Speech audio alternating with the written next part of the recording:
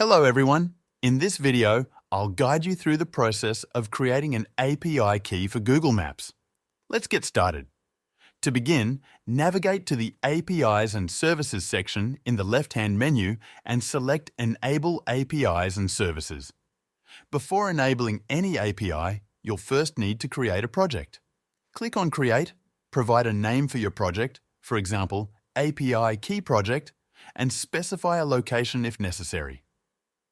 Once you hit Create, the project will be set up in about 10 to 15 seconds. After your project is ready, click on Select a Project and choose the one you just created. Open it, and at the top of the page, click Enable APIs and Services once more. On the next screen, search for Maps JavaScript API and select it.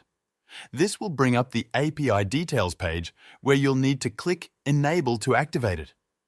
The activation process usually takes another 10 to 15 seconds.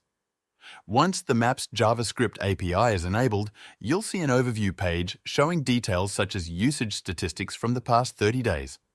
From this page, you can enable additional APIs as needed and generate your API key. That's all. Your Google Maps API key is now ready for use. Thanks for watching.